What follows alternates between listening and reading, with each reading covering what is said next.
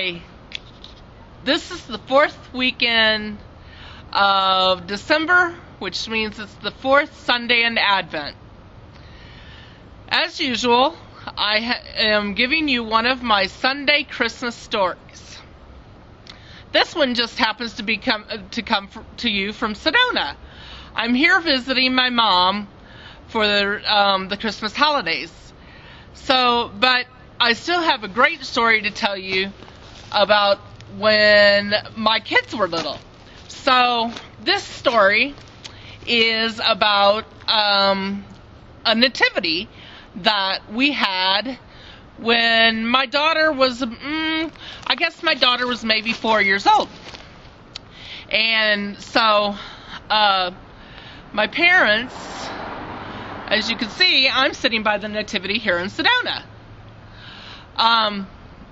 What I was getting at, though, is at the time when my daughter was 4 years old, now this was about 21 years ago, I had bought a nativity set for my parents, and they had put it out in the yard, and it was a kind of a small set. It wasn't this big at all.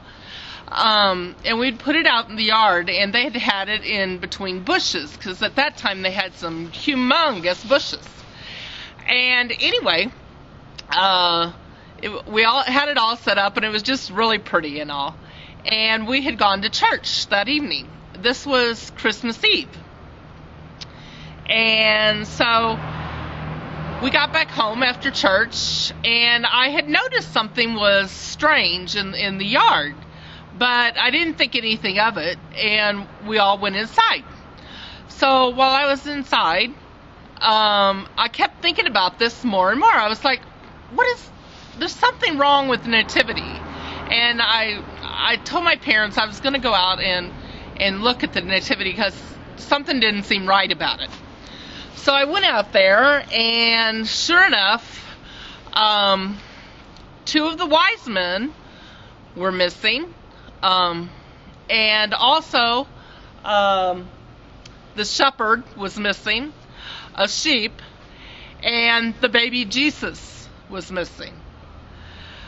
Come to find out, somebody, as you've probably already suspected, somebody stole part of our nativity.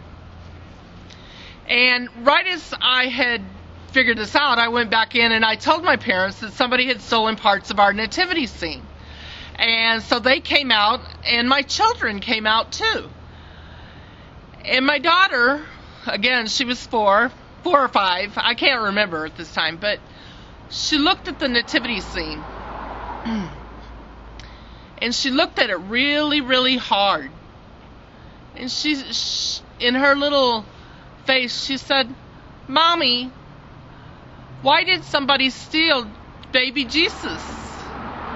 How can we have Christmas and not have baby Jesus?" And as a parent, this breaks your heart, because how do you explain to a 4-year-old that somebody was awful and stole the baby Jesus from your manger scene, something that means a lot at Christmas time? But I looked at her and I said, "Natasha, the thing is you don't need to have a plastic baby Jesus to have Christmas, because Jesus already came. He came in the flesh, in body. The plastic Jesus is just a representation of Jesus, and that truly Christmas is in your heart. And you don't need to have that in order to remember that Jesus came on Christmas Day to save us from the world. You don't need that." And she looked at me as only a 4-year-old could do, and she smiled. But it reminded me of something.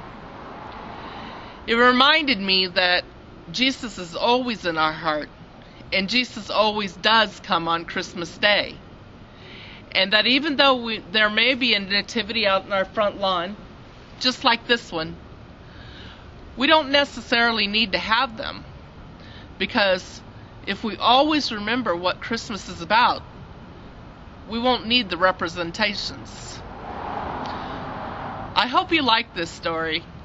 And it really is a true story, as all my stories have been true in the last 4 weeks.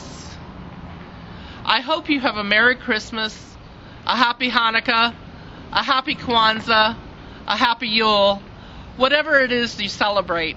I hope that it's happy for you and you enjoyed the season with your families and your friends. I love you all. Merry Christmas. Bye-bye.